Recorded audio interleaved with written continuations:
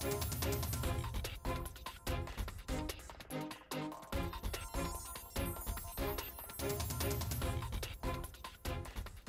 morning. Welcome back to Daybreak. It's now 36 minutes past 7 o'clock or 24 minutes to 8 o'clock. And I want to reintroduce the panel this morning. We have Priscilla Nyokabi, who is a commissioner at the National Gender and Equality Commission, but also the former woman representative for Nyeri County. We have Abdikadir Mohamed joining us via way of phone. He's a former chairperson of the CIOC, Constitution Implementation Oversight Committee during the 10th Parliament. We have Teresa Omondi, who is the Deputy Executive Director of the Forum for African Women Educationalists. And we also have Senator Moses Kajwang of Homa Bay. And it's time that we're looking at the Constitution at 10 years, looking at the strides that have been made, the challenges that have been identified, and what solutions would be appropriate to resolve such. And I want us now to focus on the executive, because today we have an executive comprising the president, the deputy president, and up to 22 cabinet secretaries. And of course, these CSs, as they are being appointed, have to go through Parliament for vetting. I want to begin with you, Senator Kajwang. I know you are not there at the start of the 11th Parliament, but you joined it midway. But when you look at how we have changed how CSs are appointed, would you say it has really helped to bring in the public participation into the picture in picking who really heads the ministries? Well, some public participation in appointments has not worked very well.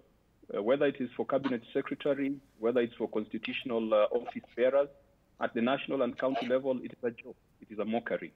And one of the responsibilities we have as Parliament is to give effect to the constitutional requirement to ensure that public participation is not a charade like we have seen in the past. You do recall that cabinet secretaries who were appointed in the first term were not necessarily subjected to scrutiny when they were reappointed in the second term. And I think that was wrong.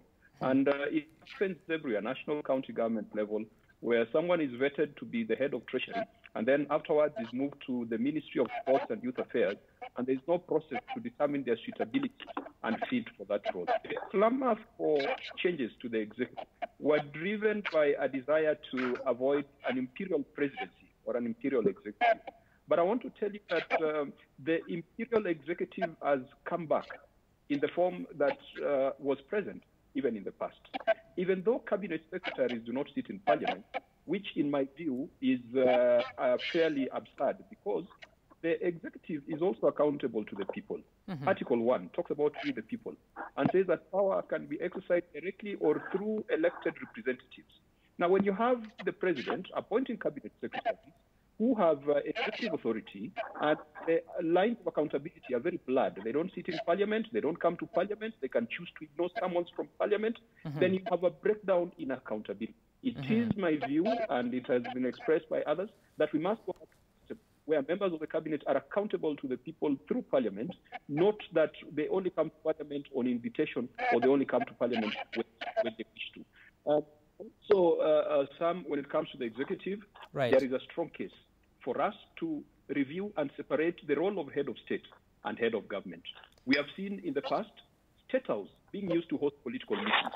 You have partisan political parties being held at the house that is supposed to be a symbol of national unity, the house that is supposed to unify us as Kenyans. We must separate the duties of the presidency from those of the people running government. And you can clearly see with the promotion of CS Mutiangi to be coordinating government business, there is a need and there is a case for a better coordinated approach to the executive. But Senator, are those challenges constitutional or personal and political culture?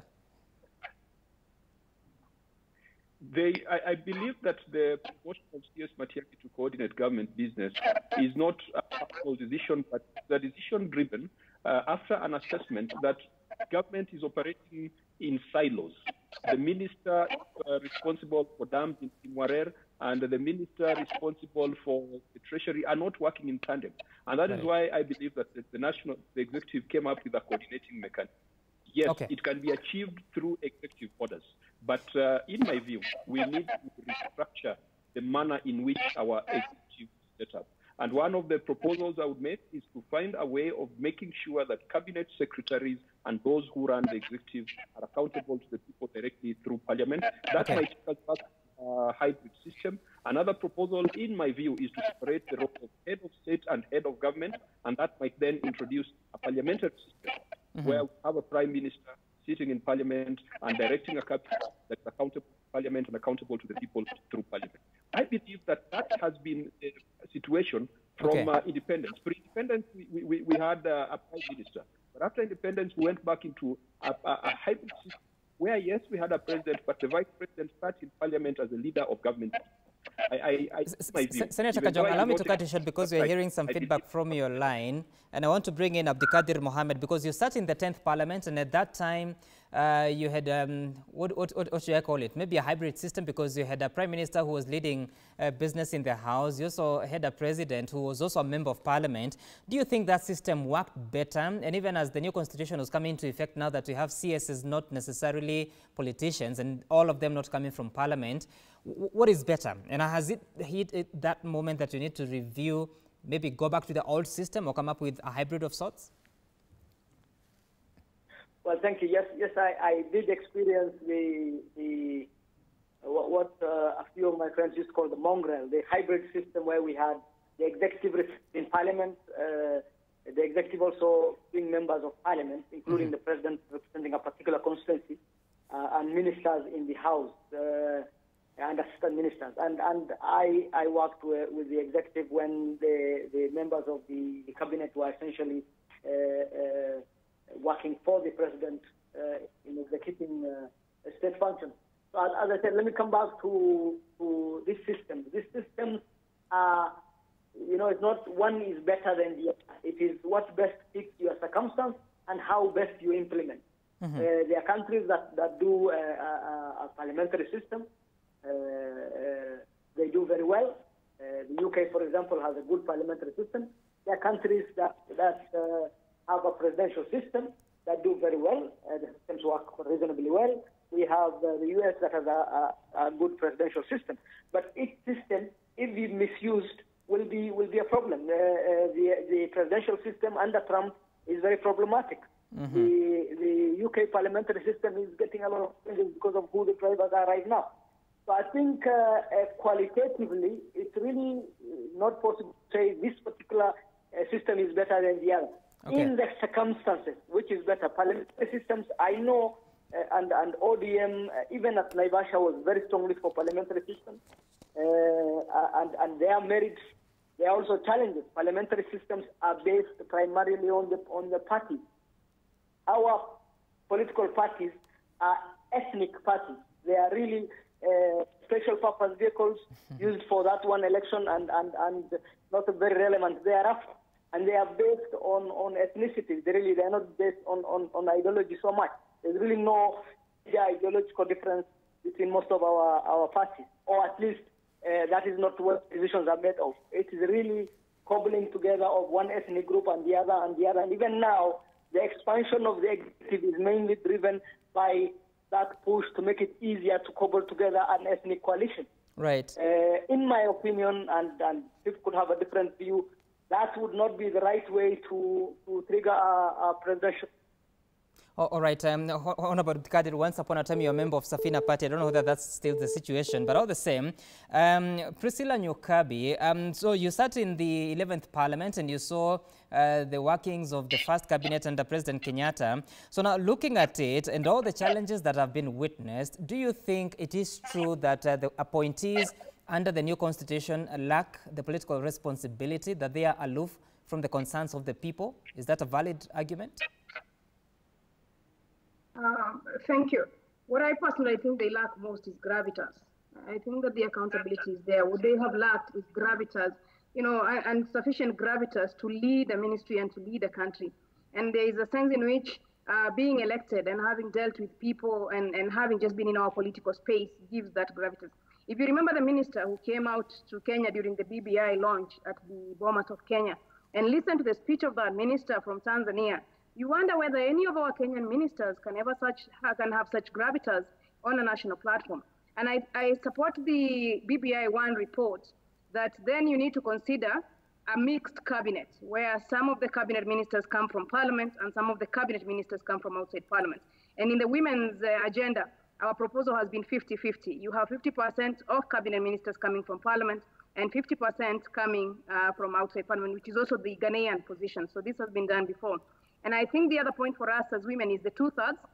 Remember also in the executive, one of the quests around it now is inclusion, that it really must be more inclusive, and more inclusive in terms of the communities of our country, but also more inclusive in terms of gender and young people and sort of those divisions in the society. But we are really hoping that Article 130 can be amended so that in the national executive, it requires that the 2/3 gender rule is a specific obligation. Of course, as a general obligation in Article 27, it runs, but you don't want to run under a general obligation. We would prefer now that it's a specific obligation that the entire national executive will be 2/3 gender compliant. And then will be inclusive in the sense of those from parliaments and those from outside parliament. And those from parliament would have to be from the National Assembly. Remember, our executive is drawn from elections. So this will take us also to a look at our elections so that you draw the executive in a much better electoral system in terms of composition of Article 97 and Article 98, equality of the vote, those sort of discussions. But we can't run away from the fact that as a country, we seem to just do well with our own mockery. It's like we need to borrow the best of everywhere. We borrow the best of the presidential system, we borrow the best of the parliamentary system, and then we come and create a hybrid of our own. What we say, autochthony, that is always a bit of a difficult word to pronounce. That autochthony and indigenous executive, that's what we need, what works for us, because we are not going to be able to run away from our tribes.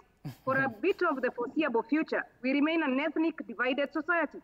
And an ethnic divided society must then be made and be given glue in some of the institutions that we have, and one of those institutions is executive. So I'm now for our own mongrel. In fact, we don't want the Tanzanian mongrel or the UK mongrel or the German mongrel. Just give us a Kenyan mongrel. We throw it here and we work with it. A Kenyan mongrel is what you want. But Teresa Omondi, so with all these conversations and the talk about reviewing the constitution, we recently had the ODM leader Raila Odinga saying that a referendum is actually possible before the next election. Is it that time? And if that is the time, then what do you think needs to be changed specifically to do with how the executive is managed and the legislature? Okay, first on the issue of whether the referendum will be possible, but then this is Kenya, you know, things just change overnight. But if you asked me for my own technical opinion, is that I really do not think we need a referendum. Why? It's because we've just failed on the implementation. That is my message this morning, that it doesn't matter how many outfits you want to change. If you won't just respect the rule of law, you won't just be accountable and transparent, you can change the laws as many times as you want, but if you're still a poor implementer, if you are just disobedient to your laws, then even after the referendum, we'll still disobey the new law or the new constitution. But I wanted to comment also on the issue of our executive, like some of the things that I think would have worked better. One of the promises that Kenyans had when we voted for the new constitution was that this executive, especially the cabinet secretaries, will be technical people. They'll not be politicians. They'll be technical people who are recruited through public participation, and then they are accountable to both the parliament and also the judiciary, because there are orders that come from the judiciary. Right. Unfortunately, there is still a lot of political influence. Sometimes I forget that they were not, you know, like they were not the past ministers, how we used to get our ministers voted through some political system and then appointed. The second thing, integrity. You know, it just perturbs me, it disturbs me to see a person who had a clear issue of integrity or accountability still being appointed back into cabinet. What are we saying then about our system? Because then it means we are generally failing Kenyans because one of the clear issues that they are going now to be at least people who've been vetted. They have, let's say, almost zero integrity, you know, issues in their closets. So, but we still find that this is still something that keeps on featuring, and it's like it's the in thing to appoint someone who's had integrity issues before. So for me, if transparency and accountability, Chapter 6, can be practiced and implemented, then we will get the type of cabinet secretaries we needed, who are technical, who drive this country. Somebody talked about a good driver, who drives the ministry in the right direction. with a good road path, then we will be in the right place. But no Teresa, matter how many Teresa, you might be accused of living in an ideal world because, yes, you're coming in as a technical person, but the reality of how government works is pretty political. So how would a technical person come and maneuver through? Because you've seen some cabinet secretaries that are doing very well as technical officers, but now as ascending to the position of a cabinet secretary, they just suffer the political baggage that comes with it. I talked about clear reporting lines and accountability. Senator Kajwang just talked about the ability of a cabinet secretary being able to be summoned in parliament and explain what is happening in their ministries. If this was clearly practiced, back again to implementation, then however much you feel you're being influenced by politics, there'll come a time where I'll say, hey, look here, at some point we will have to report to this other wing of the government and we will have to be accountable. And whoever the executive is, at some point when they know it's a clear lineup and there is clear repercussion to it, then it ceases to be an ideal world. But you can't report to, like you can't be, you have allegiance to the person who has appointed you, yes, but you also have to report to another arm of the government. Then at that point, even if there's political influence, it will not be as significant as how we are seeing it now, where, like I said, sometimes I get confused. I have to remind myself that this is not a political, this was not just a politician appointed to be the head of a ministry, but this was a person technically appointed. All right, and I'll get to you, Senator Kajwang. Before I do so, Honorable Abdikadir, if you're on the line. So now we have the new format of the office of the second in command, that is the deputy president. Of course, during this second term of President Kenyatta, we've seen the political division that has come between the two leaders, President Kenyatta and Deputy President William Ruto. Do you think this would get a constitutional cure, or is just mere politics and there's no chance of ever getting out of this contest between the number one and number two? Is it now better, or when we had a president and a vice president who serves at the pleasure of the president? Well, I think in terms of the presidential system, an former American president famously said, or former American vice president famously said, that office was as worthy as a picture of warm spit. Essentially, that is a spare wheel. That office is a spare wheel. It is as useful as the president wants it to be. The constitutional office, the necessary office, because the president is a human being, anything can happen. He will need support and assistance. But the president is the person who went to seek the votes. He is the ticket. Whether you have it as a vice president or a president, it will be as useful as the president wishes it to be. I don't think that is a problem constitutionally. I think that's a political problem, and it needs political solution. Okay. And Senator Kajwang, let's focus on integrity as quickly as we can because you're running out of time. So for you to run for office, including yourself, you have to get clearance from EACC, from the DCI, and so many other bodies. But several times you are told that IEBC cannot bar you from running unless you have exhausted all avenues of appeal, and that would go up to the Supreme Court. So has this really helped? The passage of the Leadership and Integrity Act of 2012, has it really helped the accountability of leaders on coming to the political playfield? Sam, it will take a generation for us to realize the spirit of the Constitution, particularly the chapter on integrity. Because these are not things that you pass a law and people comply. It's not like imposing a curfew order and then people stop getting out. The process you've described of seeking clearance from various agencies, if you needed a certificate of good conduct, it's about an online application and lining up on Kiambu Road, and you have your certificate of good conduct. Because even the DCI has not invested in technologies that can ensure that all points of contact with crime are integrated into one database. So you might have issues with KRA, but DCI is not going to flag that. You might have issues at a different level, even with the courts of law, but DCI may not have that data. So our process of verification, our process of vetting is still very weak. And I think it will take quite a long time for us to be able to have technical and legal processes that bar persons that are not worthy of holding public offices from running for those public offices. Indeed, it is asking too much of IBC to be the person who then, after all these other agencies have cleared you, be it DCA, be it KRA, be it Higher Education Loans Board, for IBC to be the one to say that you are not going to run. Because sometimes people equate that to denial of a right to run for constitutional office. But there's a point you've raised and Abikadir has raised. Just allow me to weigh in on that. The role of a deputy president in the executive. In the United States, the vice president is also the president of the Senate. So he has a link to the legislature. In the old dispensation, the vice president was a leader of government business. So it meant that he was in parliament all the time. With our bicameral system, we must begin to think, what role can we provide to the deputy president so that there's a linkage between the presidency and the legislature? Indeed, if we have a private ministerial system, then that need to not be there. But if we remain with the presidential system, it is my humble view that we need to find something for the deputy president to do so that he's not idle. And as you know, an idle mind is a devil's workshop. And I think that could be part of the reasons that he has found himself in trouble lately, because he's got too much time in his hands and not much substantive work.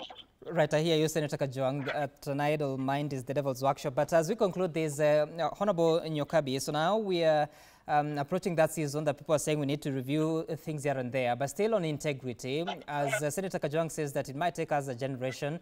Do you think so? And what does the Kenyan public do to ensure that the same values that they have to be measured against when they're looking for a job elsewhere is also used to measure the integrity and qualification of politicians like yourselves?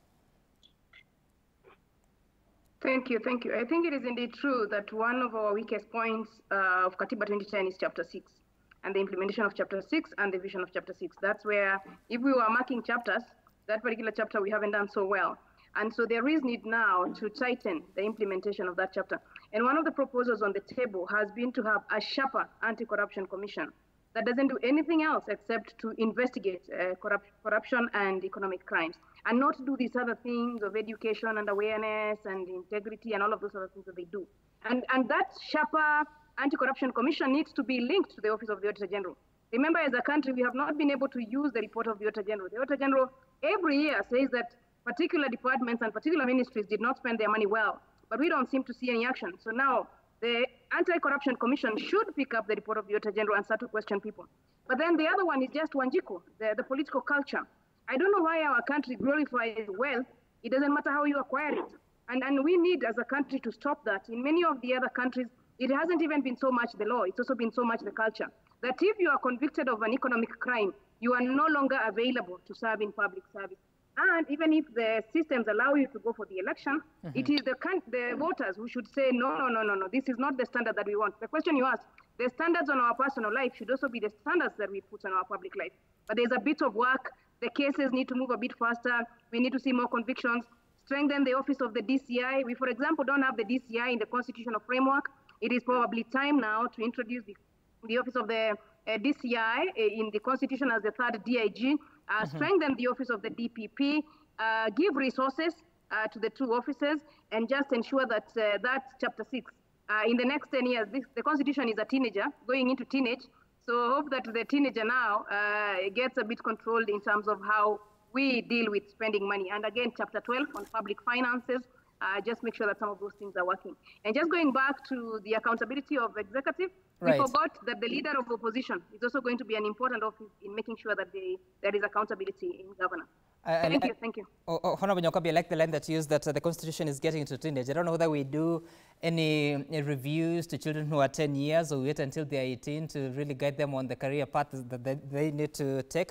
But all the same, thank you so much for your time. Honorable Priscilla Nyokabi, who is a Commissioner at the National Gender and Equality Commission, Teresa Omondi from Fawe, she's a Deputy Executive Director there. We also had Abdikadir Mohammed, who is a former chair of CIOC and also a former constitutional advisor of the President. We also had Senator Moses Kajwang from Homa Bay County. Thank you for your time and, of course, for your feedback. Lazaro, you say on Twitter, you say, Lazaro Kanyambok, you said the 2010 constitution was rushed. Kenyans are feeling the heat of representation from many positions created by the Constitution.